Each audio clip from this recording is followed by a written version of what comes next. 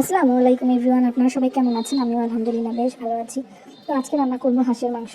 আর হাঁসের গোশটা আমাদের বাসার সবাই পছন্দ করে। আমার মা, আমার হাজব্যান্ড, আমার বাবা, আমি, আমরা সবাই হাঁসের মাংস খুবই পছন্দ করি। তো আজকে হচ্ছে গ্রাম থেকে হাঁসের মাংস এনেছিলাম 4টা। তো সেখান থেকে একটা বের করে তারপর সুন্দরভাবে পুড়িয়ে এরপর এই হাঁসের মাংসটা রান্না করেছি। তো খেতে আলহামদুলিল্লাহ অনেক বেশি মজা হয়েছিল। আপনারা কারা কারা হাঁসের মাংস অনেক বেশি পছন্দ করেন প্লিজ কমেন্ট বক্সে জানাতে ভুলবেন না। আর সাথে আছে সিম দিয়ে চিংড়ি মাছ, আর চিংড়ি মাছটা একেবারেই দেশি। তো দেশি চিংড়ি মাছ দিয়ে সিম রান্না করেছিলাম, আর সিমটাও খেতে ভারী মজা হয়েছিল। তো যাই হোক, এখন আমরা চলে যাচ্ছি রান্নাঘরে। আর এই হচ্ছে হাঁস। তো এই হাঁসে আমি খুব ভালোভাবে হলুদ মেখে নিব। আর হলুদটা ভালোভাবে মেখে তারপর আমি বেশ যত্ন করে হাঁসটা পোড়াবো। হাঁস পোড়ানোর পর হাঁসের গায়ে যে আষ্টে গন্ধটা থাকে ওটা চলে যায়। আর হাঁসের মূল গন্ধটা থাকে হচ্ছে ধুমচি, যেটাকে আমরা হাঁসের পাসু বলি, মানে পাসা কি বলেন আপনারা আমি জানি না, আমরা আমাদের অঞ্চলে ধুমচি বলি। তো ওই জায়গাটা যখন কাটতে যাই তখনই একটা আষ্টে গন্ধ বের হয় হাঁসের মধ্যে দিয়ে। তো ওইটা খুব ভালোভাবে কেটে তারপর হচ্ছে ভিতরে একটা সাদা সাদা কি যেন আছে, চাপ দিলে বের হয়, ওইটা ভালোভাবে কেটে ফেলে না দিলে গন্ধটা থেকে যায়। তো এখন আমি হলুদ ভালোভাবে মেখে নিয়েছি হাঁসে। হাঁসের 2টা মাথা ছিল, কারণ কিছুদিন আগে আমি আরেকটা হাঁস রান্না করেছিলাম, হাঁস দিয়ে রুটির মাংস রান্না খেয়েছিলাম আর কি। তো ওই হাঁসের মাথাটা সামহাও এই হাঁসের পলিথিনের মধ্যে ছিল, তো এখন হচ্ছে 2টা মাথা হয়ে গেছে। তো এই হাঁসটা ভালোভাবে আমি গ্যাসের চুলায় পুড়িয়ে নিচ্ছি। আর পোড়ানোর পর হচ্ছে এর উপর থেকে একটা আলাদা মানে আলগা একটা ময়লা থাকে, ওইটা পানিতে ঘষা দিলেই খুব ভালোভাবে পরিষ্কার হয়ে যায়। এরপর আমি খুব ভালোভাবে ঘষে ঘষে ধুয়ে নিয়েছি হাঁসটা, তারপর হচ্ছে খুব ভালোভাবে টুকরা টুকরা করে কেটে নিয়েছি। এরপর হাঁসটাকে খুব যত্ন করে কষিয়ে তারপর রান্না করব। ইদানিং আমি খাবার একটু বেশি ঝাল দিচ্ছি, তো আমার হাজব্যান্ড রান্নার আগে বললো যে ঝালটা যেন আমি একটু কম দিই। তো আজকে আমি কাঁচামরিচ ব্যবহার করব না। আর হাঁসটা পুরানোর পর হাঁস থেকে কিছুটা তেল পানি রক্ত পড়েছিল, তো ওটা আমি খুব ভালোভাবে মুছে নিচ্ছি। আর গ্যাসের চুলা নিচ্ছিও অনেকখানি পানি জমেছিল, সেটাও খুব ভালোভাবে মুছে নিয়েছি। আর ওইদিকে আমি সিম রান্না করছি, তো সিমটা আমি চড়িয়ে দিয়েছি, সিমটা দিয়ে ঢাকা দিয়ে দিয়েছি। আর এই হচ্ছে আমার হাঁস।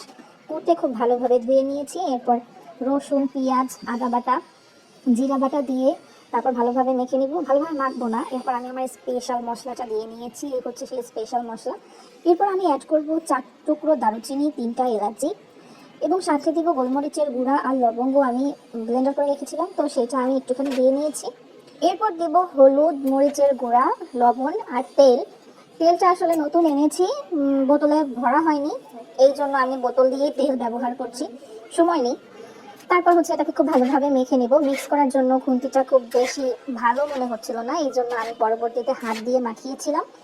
গ্রাম বাংলার মা চাচিরা বলে কোনো মাছ কিংবা মাংস রান্নার ক্ষেত্রে মশলাটা যদি হাত দিয়ে খুব সুন্দরভাবে মাখানো যায় তাহলে নাকি রান্নাটা অনেক বেশি মজা হয়, টেস্টি হয়। তো আমিও সেভাবে মাখানোর চেষ্টা করেছি, খুব ভালোভাবে মাখিয়ে নিয়েছি মশলাগুলো। এরপর আমি চুলাটা জ্বালিয়ে রান্নাটা চড়িয়ে দিয়েছি। আর আমি খুব ভালোভাবে মাংসটা কষিয়েছিলাম, 2-3 বার পানি দিয়ে, অল্প অল্প পানি দিয়ে খুব ভালোভাবে মাংসটা কষিয়েছিলাম।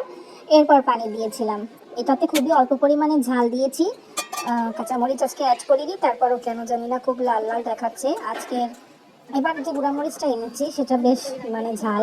আমার হাজব্যান্ডও বলছিল খুব ঝাল হয়েছে, কিন্তু আমি যথাসাধ্য চেষ্টা করেছি মরিচ কম দেওয়ার, তারপর নাকি ঝাল হয়েছিল। তো ওদিকে আমার সিম ভুনা করাটা হয়ে গেছে কষানো, তারপর আমি পানি দিয়ে নিয়েছি, সিমে পানি দিয়ে ঢাকা দিয়ে নিয়েছি। আর এইদিকে পানিটা শুকিয়ে গিয়েছে, এখানে আমি আরও কিছু পানি অ্যাড করব, তারপর এটাকে খুব ভালোভাবে নাড়াচাড়া করব। আর বেশিক্ষণ নাড়াচাড়া করতে হবে খুব ভালো করে, কারণ নিচে মশলাগুলো যেন লেগে না যায়। তো আমি রান্না চড়িয়ে দেওয়ার পর আমার মেয়েকে গোসল করিয়েছিলাম ফাঁকে, তারপর ওয়াশিং মেশিনে বেশ কিছু কাপড় দিয়েছিলাম ধোয়ার জন্য। তো এই ফাঁকে এসে দেখি এবারে পানিটাও শুকিয়ে গিয়েছে বেশ ভালোভাবে। তো আমি আবারও অল্প একটু পানি দিয়ে নিয়েছি এবং মশলাটাকে খুব ভালোভাবে ভুনে নিব। আর যত বেশি সুন্দরভাবে, যত বেশি এবং যত ভালোভাবে কষানো যাবে মাংসটা, তত বেশি খেতে টেস্টি হবে, মশলার গন্ধটা চলে যাবে আর খুব ভালো লাগবে খেতে। তো এই ক্ষেত্রে মশলাটা কষানোর ক্ষেত্রে লক্ষ্য রাখতে হবে আপনি কেমন পাত্রে রান্না করছেন, এবং আপনি যে পাত্রে খুব ভালোভাবে খুন্তিটা নাড়াতে পারবেন সেই পাত্রেই রান্না করা উচিত। কারণ হচ্ছে যে পাত্রে রান্না করে আপনি কমফোর্টেবল ফিল করবেন সেই পাত্রটায় আপনার রান্নাটাও অনেক বেশি মজা হবে। তো আমি আবারও একবার পানি দিয়ে ভুনেছিলাম মাংসটা, এরপর আমি পানি দিয়ে দিয়েছি রান্না করার জন্য। মাংস সিদ্ধ হওয়ার জন্য পানি দেওয়ার পর রান্নাটা আমার কমপ্লিট আলহামদুলিল্লাহ। আর এই দেখেন কালারটা কত সুন্দর এসেছে, আর গ্রেভিটাও দেখতে কত সুন্দর হয়েছে আলহামদুলিল্লাহ, খেতেও আলহামদুলিল্লাহ ভালোই হয়েছিল। তো আমি এখন ফ্রিজ নিয়ে এসেছি, আর আমি এখন হাঁসের মাংস একটু একটু করে তুলে নিব, খাবার জন্য। তো আপনারা কিভাবে হাঁসের মাংস রান্না করেন, আর কারা কারা অনেক বেশি হাঁসের মাংস পছন্দ করেন? আর শীতের দিনে হাঁসের মাংস বলতে তো একদম জমে ক্ষীর। এর মধ্যে আমরা একবার হাঁসের মাংস রুটি খেয়েছিলাম, আমি ভিডিও শেয়ার করেছিলাম। আমার আরও কিছু ভিডিওস আছে যেগুলো আপনাদের সাথে শেয়ার করা হয়নি, এডিটের কাজ করা হয়নি দেখে আসলে আপলোড করতে পারিনি। তো আল্লাহ বাঁচালে আমি খুব শীঘ্রই সেই ভিডিওগুলো আপলোড করে ফেলবো ইনশাআল্লাহ। তো এই হচ্ছে রান্না বান্না। তবে সবচেয়ে বড় কথা, আমার ছোট মেয়েটা একেবারেই এগুলো খেতে পারে না। আমরা রোজ রোজ এরকম ভালো ভালো খাবার খাই আলহামদুলিল্লাহ। তো আমার মেয়েটা তো ছোট মানুষ, ও তো খেতে পারে না। তো আজকে এতটুকুই, আল্লাহ হাফেজ।